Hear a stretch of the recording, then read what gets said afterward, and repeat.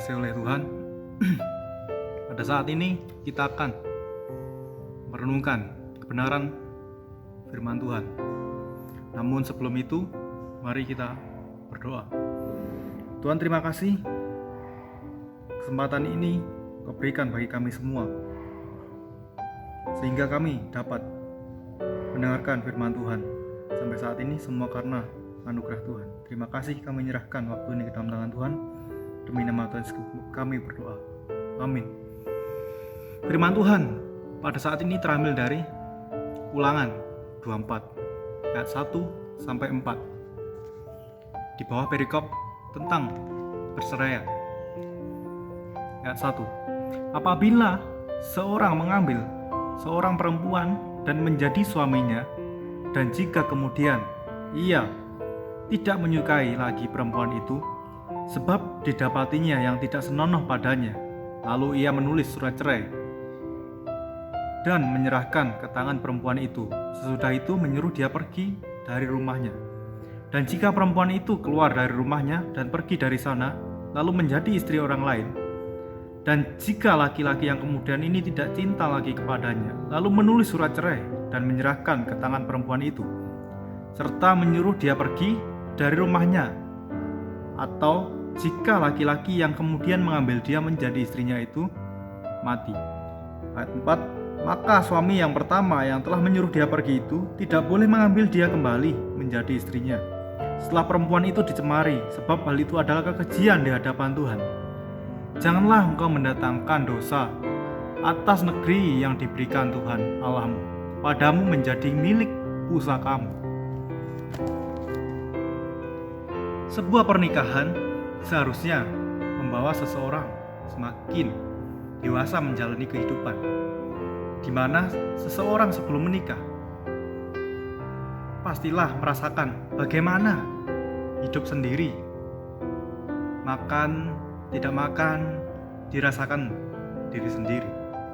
Akan tetapi berbeda dengan seorang yang sudah menikah, di mana masalah hidupnya ditanggung dan dirasakan bersama dengan pasangannya, entah itu susah maupun senang. Akan tetapi pernikahan yang salah juga banyak dilakukan pada masa kini, di mana seorang belum matang dalam sikapnya, terlebih lagi finansialnya, maupun belum mantap untuk menentukan pasangan. Akan tetapi ada masa di mana orang tersebut menyadari bahwa usia orang tersebut tidak lagi muda, dan melihat teman-temannya yang sudah menikah dan memiliki seorang anak, maka pastilah timbul kecemburuan di dalam diri orang tersebut. Oleh sebab itulah orang tersebut menikah karena timbul rasa cemburu di dalam dirinya, di mana hal itu membuat seseorang untuk melakukan pernikahan karena terpaksa. Menikah seperti ini yang akan mengakibatkan sebuah masalah rumah tangga. Dan hal yang paling mengerikan adalah timbulnya sebuah perceraian di dalam keluarga.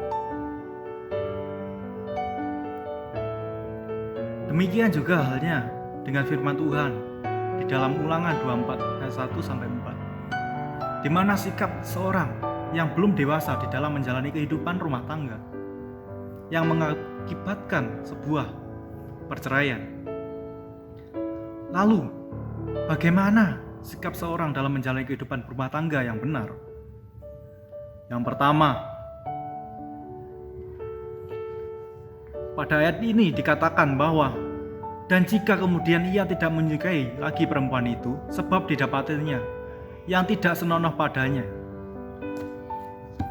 Dari hal ini diketahui bahwa Allah menghendaki seorang pasangan suami istri harus saling mengasihi, menjaga kekudusan.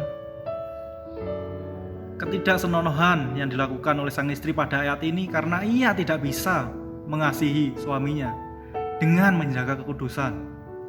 Oleh karena itulah ia menyebarkan dirinya dan membuat suaminya tidak menyukai ia lagi. Begitu pula seorang suami haruslah mengasihi istrinya, karena jika seorang suami tidak mengasihi istrinya, maka istrinya menganggap bahwa dirinya tidak dikasihi lagi oleh seorang suami. Karena seorang istri merupakan seorang yang lemah dan membutuhkan seorang suami, di mana seorang suami harus mencukupi kebutuhan hidupnya. Jika seorang suami tidak bisa mencukupi kebutuhan istrinya, maka seorang istri akan melakukan berbagai cara. Salah satunya adalah mencari pria lain meskipun sang istri sudah berumah tangga. Oleh sebab itulah sangat penting bagi seorang suami istri untuk saling menjaga kekudusan hidup, karena Allah menghendaki seorang suami istri untuk hidup saling mengasihi dan menjaga kekudusan agar tidak terjadi sebuah perceraian. Yang kedua, dalam menjalani kehidupan berumah tangga adalah yang benar, yaitu menyelesaikan masalah rumah tangga. Dalam firman Tuhan juga di Ulangan 24 ayat 1-4 salah satunya juga mengatakan bahwa lalu ia menulis surat cerai dan menyerahkan ke tangan perempuan itu sesudah ia menyuruh dia pergi dari rumahnya. Kehidupan rumah tangga tidak bisa terlepas dari sebuah hal, yaitu permasalahan. Oleh sebab itulah dibutuhkan cara yang tepat untuk menyelesaikan masalah. Dan masalah kecil di dalam rumah tangga akan berakibat fatal, seperti perceraian. Oleh sebab itulah dibutuhkan sikap yang dewasa antar pasangan suami istri untuk menyelesaikan masalah, di mana penyelesaian masalah merupakan sebuah tantangan.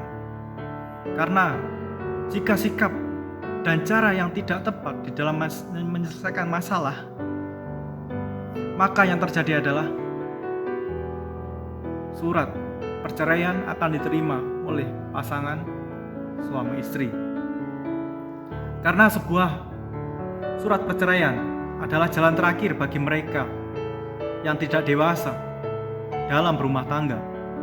Karena pikiran yang jernih dan hati nurani tidak lagi mereka pakai. Surat cerai bukanlah cara yang baik untuk dilakukan, karena akan berdampak buruk bagi buah hati atau anak-anak mereka, dan anak-anak akan menjadi korban di dalam sebuah perceraian meskipun mereka tidak tahu apa masalah yang terjadi sehingga orang tuanya bercerai.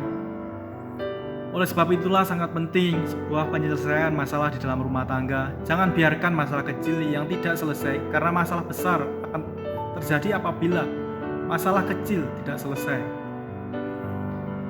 Hal yang ketiga, bagaimana menjalani kehidupan rumah tangga yang benar adalah